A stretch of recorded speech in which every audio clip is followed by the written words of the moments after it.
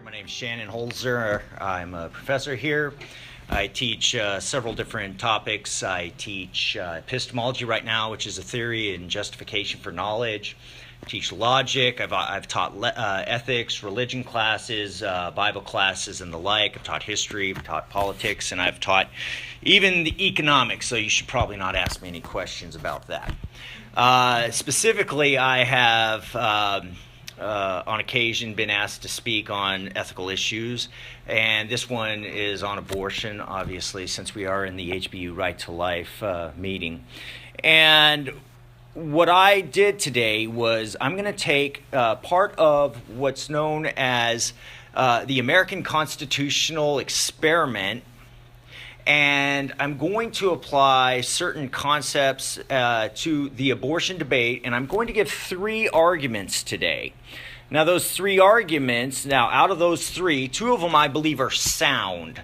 That means they are necessarily true and they cannot be false. The other one I do not believe is sound, and thankfully it is not on the pro-choice side.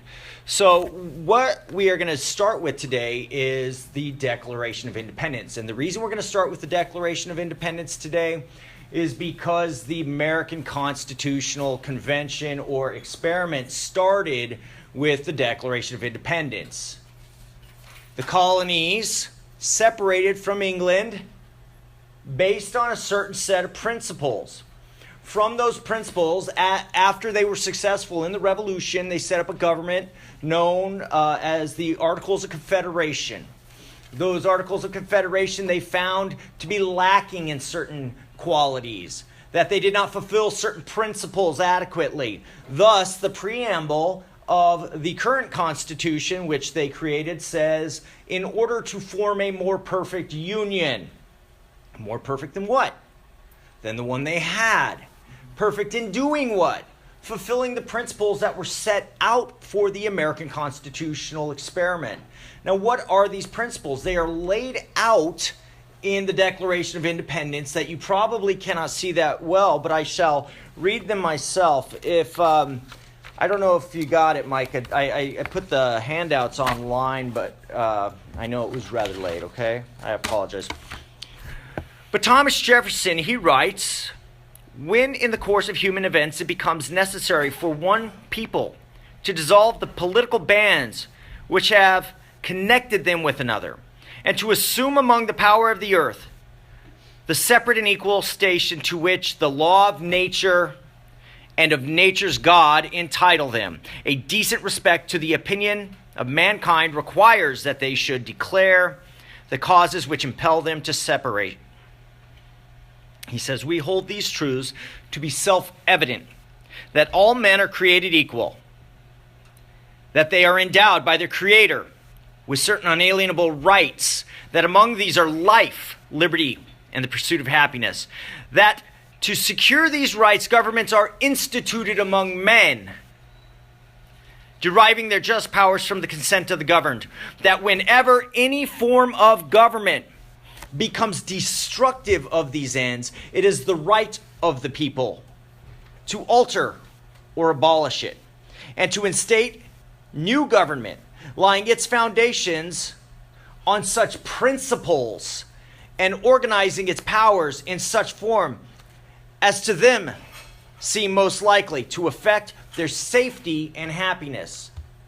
The thing that we need to note about these statements in the introduction to the Declaration of Independence is that we have three principles here. One, these rights come before the U.S. Constitution. That is, these rights are possessed before the U.S. Constitution was ever even written. That it is against these rights and principles that the King of England is being judged. Two, the right to life is not a constitutional right, and this is very important to know because this will be challenged later. The right to life is not a constitutional right. It is a natural right. That is, we have it by nature. It is part of who we are. It is part of what we are. As a triangle cannot be a triangle without three sides, so too Humans cannot be human without having this nature. And it is the nature from which we get natural rights. The right to life is part of our nature, so you cannot take it away. And thus, it is unalienable. Just as I cannot take the third side away from a triangle. I cannot take away the right to life. I can violate it, but I cannot take it away. I cannot legislate that any of you no longer have the right to life. You will have it because it is part of your nature. I can merely violate that by taking your life. Governments are created to secure, to protect, that is, these rights, and they do not create them. It needs to be pounded into our heads and shouted from the rooftops that rights are not given. They are not created by governments. Governments are there to protect them. Well, my argument is thusly, it says something to the effect of this. If all humans have natures that include the right to life, liberty, and the pursuit of happiness, then governments are naturally, as part of their nature and function and design, obligated to secure these rights. That is, rights come with obligations, and governments are obliged to secure these rights if we have them. 2, if human women are pregnant with living humans, then the government is naturally obligated to secure the rights of those unborn humans. Women are pregnant with living humans. I have never met a woman who has given birth to a kitten or a cow or a horse or a dog. And nobody will argue that that has ever happened. Now, the claim that women are pregnant with fetuses is made a lot. But I will always go to the question, what kind of fetus? Because cats are pregnant with fetuses. That is a stage of development. The question is, what type of fetus is it? It's like saying I have a kid. Well, what kind of kid? Is it a goat kid or a human kid? It is a level of development when we say fetus, but by nature, women cannot be naturally pregnant with another species. They are naturally pregnant with humans. Therefore, governments are naturally obligated to protect these humans' rights.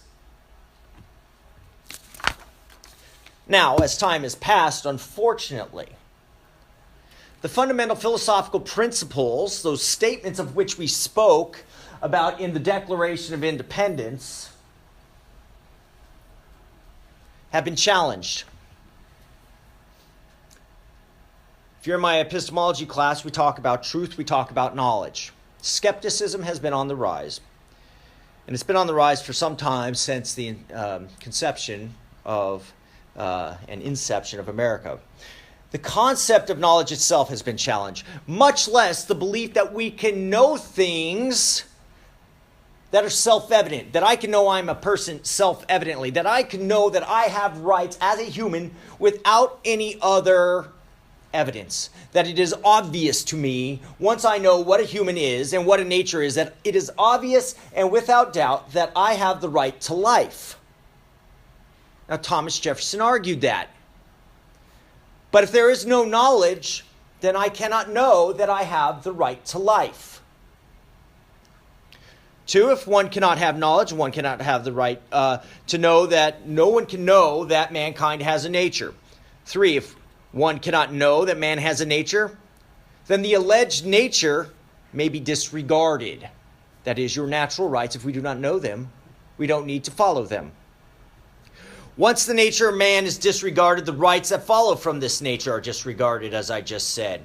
5, if rights do not come as a result of our nature, they must come from somewhere else. It's either A or B. They would suggest they do not come from our nature, therefore they come from somewhere else. That's called a disjunctive syllogism. So many scholars believe that rights are posited through laws and constitutions now. Remember I said that these rights of which Jefferson spoke were outside the scope of the King of England and came before the Constitution? Well, now there are those who say that's not the case, that rights, your rights, are now not natural rights, they are constitutional rights. They are created and given by governments. Thus, governments are only required to secure the rights that they create. If there is no right that they have created, they have no obligation to protect it.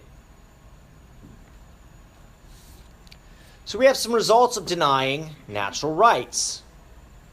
One, the abortion debate has now been caricaturized as a legal debate over constitutional legal rights rather than natural moral rights. Rights are no longer understood to be natural, but are instead the result of a social contract. Certain legal scholars, such as Ronald Dworkin, have suggested there's a distinction between humanity and personhood. He is not the only one. Humanity as a species, while personhood is conferred upon certain, but not all, humans possessing constitutional rights. I shall read from Ronald Dworkin's book, Life's Dominion, where he says, "But the issue of whether the fetus is a person with rights and interests of its own has already been decided in the United States by secular government, in the only way it can be decided under the American constitutional system."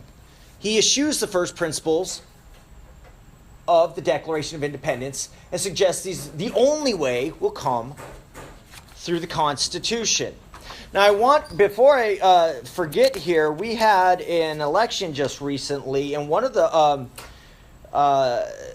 politicians that was running for presidency argued that the unborn do not have the, and I quote, "the constitutional right to life. Therefore, we do not have an obligation," this is the conclusion to that, "therefore we don't have an obligation to protect it." This was Hillary Clinton who argued that. Where does this come from? It comes from people like Ronald Dworkin. Ronald Dworkin got his views from a guy named John Rawls. That is his ideas of justice, and he applies them to law now. Okay, so now this is a denial of the three principles of which we just spoke. It denies that human rights are part of human nature. It denies that these rights, it says that these rights cannot be, or denies that these rights cannot be taken away. That is, he is denying that your rights are unalienable. They can be given or taken because constitutions provide these. And three, and specifically, that it denies that all humans have the right to life. Now, this is where a good, solid pro-life argument comes, because before we ever get there, chances are we're not going to be talking to Ronald Dworkin. First, he's dead, but there are other scholars out there who may follow in line with this guy. But at the end of the day, I've asked many pro-choicers, I've said to them, I've just asked them, I said, before we even get started, do all humans have the right to life? Was Thomas Jefferson correct in saying this? And I put that burden on them to either affirm or deny that premise. It's either true or not true that all humans have natural rights, and specifically the right to life. So I move on and I say, I'm going to give some real rights that entail duties. I'm not giving real rights. I'm suggesting that real rights entail duties.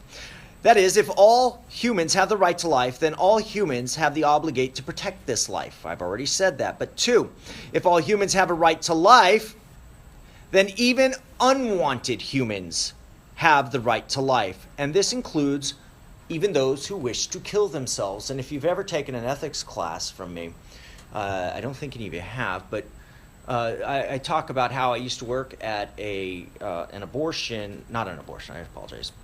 suicide hotline. People would call up and I'd give them help, right?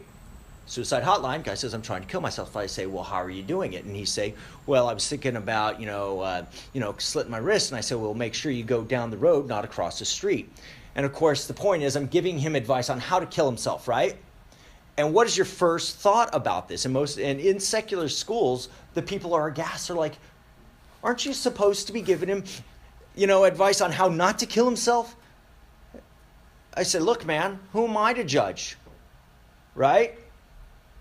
Why is a 16-year-old supposed to live and an unborn in the womb? Why is geography an issue, right? Well, it's because 16-year-olds were designed to live. He's supposed to live. And we think he's out of his mind, that there's something severely wrong with him, to suggest that, no, he's in his right mind to do such a thing, and that I would be in my right mind, that I ought to help him. It is so obvious that we need to preserve these lives, that it is the right thing to live, even if life is not desired. But even then, number 3, if unwanted humans have the right to life, then we are obligated to protect these rights. That is, I'm obligated to not tell him how to do it, but to try to prevent him from doing it. 4, unborn humans that will be born into poverty, the result of rape or incest, or will be born severely disabled. These are all humans. And if they are all humans, they have rights. And if they have rights, we have what? Obligations to protect those rights. That means there is an obligation to protect all of these humans' rights to life, because they are humans. And all humans, by nature, have that right. But, as I said before, there are those who would challenge this notion. One of them is Francesca Minerva, and I want us to make sure, before we leave here, to know that there is a group of scholars out there who do not believe that abortion inside the womb is enough for women's freedom. Francesca Minerva and her cohort named Alberto, and I don't know how to pronounce his name, I think it's Giobellini, they argue this: in order for harm to occur, it is necessary that someone in the condition of experiencing that harm, of a potential person like a fetus and a newborn, does not become an actual person like you and us. Then there is neither an actual nor a future person who can be harmed. That means legal harm, you have to understand. In these cases, since non-persons have no moral rights to life, there are no reasons for banning after-birth abortions. Indeed, however weak the interests of the actual people can be, they will always trump the alleged interest of potential people and become actual ones, because this latter interest amounts to 0. Judith Jarvis Thompson argues this: restrictive regulation severely constrains women's liberty. Second, severe constraints on liberty may not be imposed in the nature, or I should say, in the name of considerations that the constrained are not unreasonable in rejecting. This is a reasonability test in legal studies.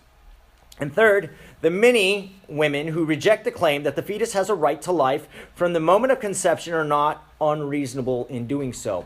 So what we are doing is talking about now abortion in terms of legality, of the distinction between legal person and natural person.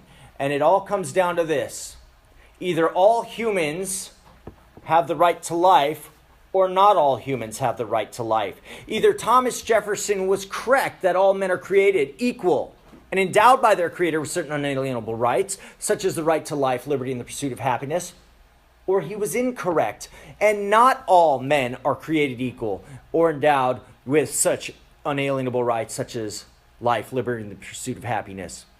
And so where we are in our culture today is we have split apart from the founding principles of our country in order to maintain a doctrine of abortion that suits the desire of a particular culture. But that, I will argue, is not the founding principles.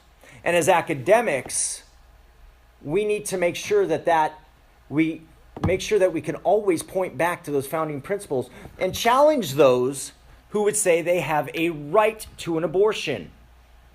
And the question I would ask is it a legal right or is it a natural right? And if they say it's a legal right, then say, fine, we will meet you at the voting booth and we will change the rights. But if you say you have a natural right, then you have an obligation to tell me what you mean by this natural right and from where it comes. Are you telling me that God has given you the natural right to have an abortion? And once we define our term by what we mean by natural right, I've never found somebody say, yes, God has designed me in such a way that when I get pregnant, I am supposed to terminate this thing. So this is where I would put you guys if you get into an academic discussion. I know this when you hit the road and you're talking to people, it's not so academic. I know that. This is more for you. But if you are talking about it academically, I would challenge you to challenge them, the person with whom you're speaking, to defend their right and ask them what kind of right is it? Is it the kind that Jefferson spoke of? Or is it the kind that Dworkin speaks of, a legal positive right that governments give you?